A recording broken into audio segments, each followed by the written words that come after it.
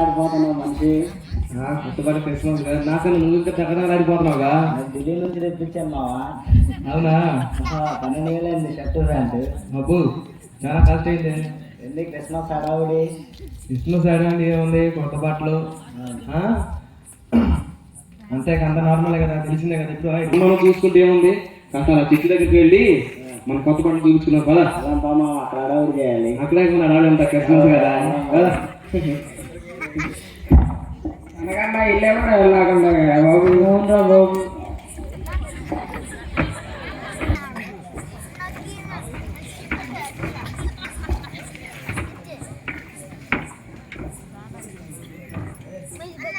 Christmas అంటే కొంతమందికి బట్టలు, కొంతమందికి ఏంటంటే బైబిల్ అంటే వారు కడిపే వారి దేవుడు అంటే కేవలం తిండే క్రిస్మస్.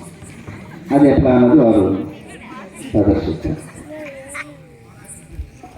ఇవాళ పండగ ప్రశాంతంగా చికెన్ పలావ్ వండుకొని ప్రశాంతంగా తిని ప్రశాంతంగా పడుకున్నాను. నేను ఒక్కడే తింటే ఎట్లా, నా ఫ్రెండ్స్ని కూడా పిలిచి వాళ్ళకు కూడా పెడితే పోయింది. హలో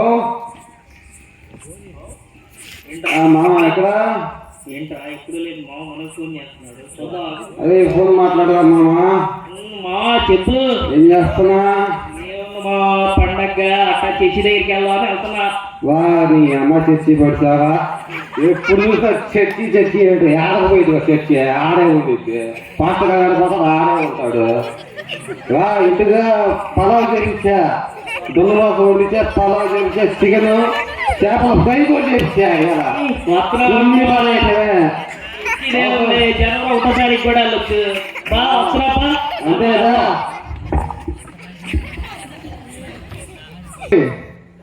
ఈరోజు క్రిస్మస్ పైగా సెలవు దొరికింది. మన టీం మొత్తం ఇంటికాడే ఉన్నారు. రారా, గ్రౌండ్ కూడా ఉన్నావు, మ్యాచ్ ఆడదాం రారా. మ్యాచ్ అంటే చిన్న చిన్న మ్యాచ్ కదమ్మా, పెద్ద మ్యాచ్ మాట్లాడాలి.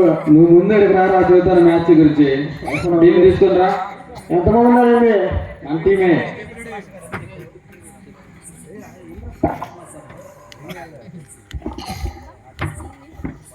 ఇదిగా మన మ్యాచ్ ఇచ్చారు. ఈరోజు క్రిస్మస్ పైగా సెలవు దొరికిన టీం మొత్తం. ఈరోజు అంతా క్రికెట్ ఆడాలి. 5,000 రూపాయల మ్యాచ్. 5,000 కదరా, 10,000 పెట్టరా. సరే ఈరోజు ఎంతైనా పెడతారా? ఈరోజు 10,000 రూపాయల మ్యాచ్ పెడతా. ఈరోజు డబ్బులు గెలుస్తా, క్రిస్మస్ సెలబ్రేట్ చేస్తా ఈరోజు క్రికెట్ తో. మన టీమే ఇక అంటే సరిపోయిద్దా? మనమే. మీరు మేము ఆపోజిట్. 10,000 రూపాయల మ్యాచ్ గెలవాలి ఈరోజు. ఆ డబ్బులతో క్రిస్మస్ ఎంజాయ్ చేయాలి. సరే మరి అవుతున్నారా? ఓకే. ఆ కప్పుని క్రిస్మస్ కానుకగా దేవుడికి డెడికేట్ చేస్తా ఈరోజు. వచ్చేసేయండి, పుష్ప సినిమాకి వెళ్దాం. కదా టికెట్లు ఉంటాయా? నేను ఆల్రెడీ ఆన్లైన్లో బుక్ చేశారా? టికెట్ ఎందుకు దొరకవు? తగ్గేదేలే.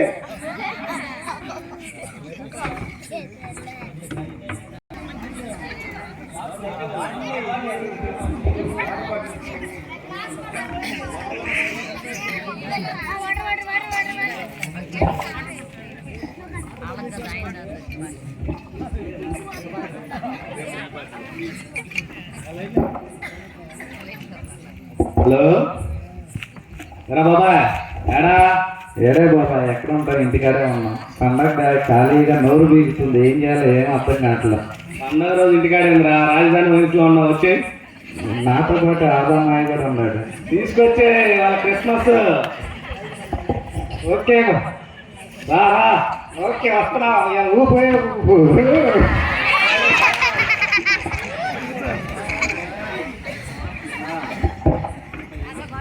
ఏం అవుతారు బాబాయ్? పండగ చీప్ లెక్కలో ఇవన్నీ తీసుకొస్తే పనికిరాదు.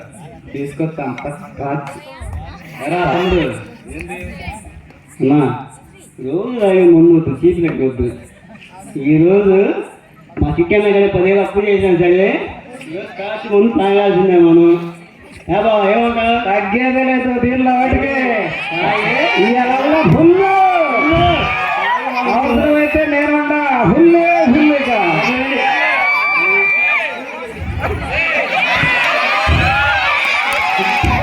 ఈ వాటికి తగ్గేదే లేదయ్యా. అసలే క్రిస్మస్ పండగ. వాళ్ళకి ఆ పండగ అయితే మనకి ఈ పండగ. ఇదే పండగ మనకి. తాగాల, తోగాల, చిందేయాల. మా కోటకి మావాడు వచ్చాడు. ఇవాళ జాతరే జాతర. ఈ ముందు చిందేయాల. ఇదే మన క్రిస్మస్ పండగ. వాళ్ళు చర్చికి వెళ్ళి మాట్లాడుతున్నారు, వాళ్ళ దగ్గరే ఉన్నారా? ఇక్కడ అసలు పండగ ఏడుంది?